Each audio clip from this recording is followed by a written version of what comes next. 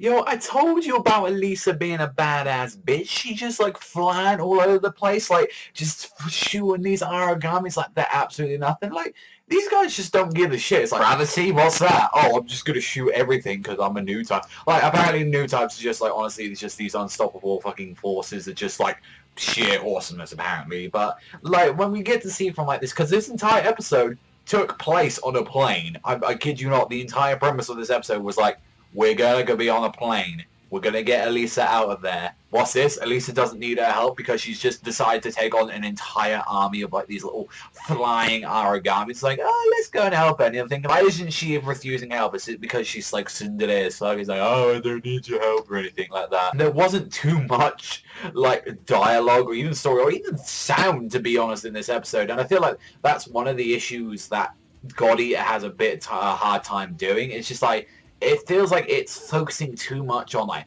hey, look at these cool scenes, guys. Look at this. Like, look at the badass bitches. Like, it's like which I say, the action scenes in this bit were great. Like, one of my favorite bits is like when they like all started walking on the plane like a bunch of badasses. It was like Lenka, it was Elisa, it was that other motherfucker with the cigarettes like that. It's like, you know, these guys are pretty fucking badass. And then you got like Sakuya like at the top, like just, you know, giving some like support fire. Like I thought, you know, it was kind of clever. And then also finding out that it's like the actual new types have a new ability on their thing, which is like they can actually summon like a actual origami out of there. It seemed like out of their blades, and they just eat them. And it's like, oh, don't you see? This is why we're called God Eaters for. And it's like, it's because we do this. We eat these like fucking gods. Like it's like, oh, I guess. There was like one bit in this where like Elisa just put on a harness over her belt, and she just straight up was like upside down on there, and I'm thinking, one, how the fuck is your hat still staying up there? That she fucking flies on an origami and just like takes that and blows it up. It's like, oh, that makes your hat move a little bit, like you have to pick that up, but apparently going upside down, it's like, is that thing made of fucking like super glue down there or something? Like, how the fuck is that keeping that shit on there?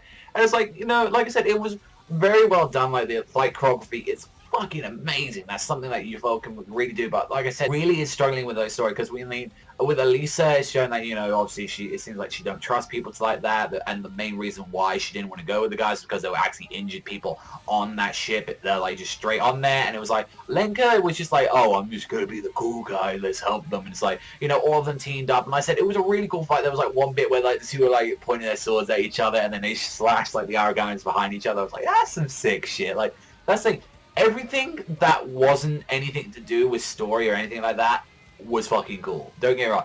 I feel like I put this in the way of like I put this near Sword Art Online. Sword Art Online, although like Sword Art Online tells more of the story really, this is like one of those, I feel like this is a great anime for like people to show like, hey, look how good anime can look and all that, like, oh, look how sick fights can get. I definitely feel like that, and it's like I said, I understand that this is a game where there's not a lot of story going into it, like it's a Monster Hunter game with a small bit of plot to it. I can understand that, but even still, I feel like there's more tense. Like, I mean, you got the flashback when they start talking about like the Oracle cells. Honestly, seems like all these scientists are the ones that started this creation. Like they're the ones that sort of did it. We haven't really got too much more information on them, but like I mean, like one of the best parts of the episode is that fucking Elisa being a badass, taking on all those origamis, and her beating the shit out of Rengen when she tried to fucking follow him. It's like literally kicked the shit when he's like bruised as fucking. I was like, yo, she's like fucking just like choking him the fuck out with those thigh-high boots, like just knocking him out. It's like I enjoy this anime. Don't get me wrong, I do enjoy it, but I have definitely noticed after this episode there are huge flaws. And like I said, I noticed that the OST just comes in sometimes, but there are just parts in the anime where I'm like, there's nothing being, like, there's no soundtrack whatsoever. I feel like we're just going to add that. Like, I feel like I could add like an Attack on Titan OST and that would make that scene 110% better. Like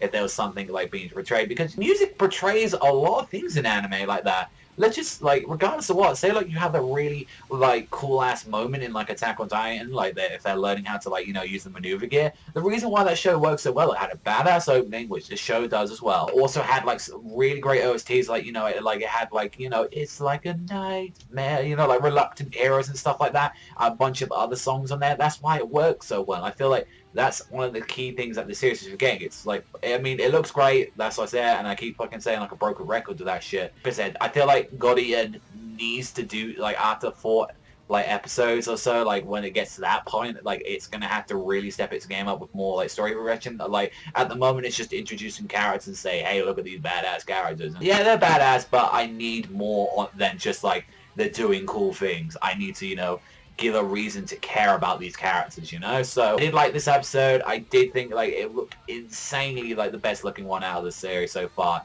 I would give this episode still I think it's a solid 7. It was a good episode. There are very like glaring issues at the moment, and I'm hoping that God Eater can do that, because I really do like this series and I really do want to play the games because I love games like this. So in the comment section down below, like, cause like, and also as well, I mean, I'm just gonna say it straight up here, Elisa's best girl. Don't fuck with her. She's a badass bitch. But that's all from me. So thank you so much for watching as always, and I'll see you guys next time.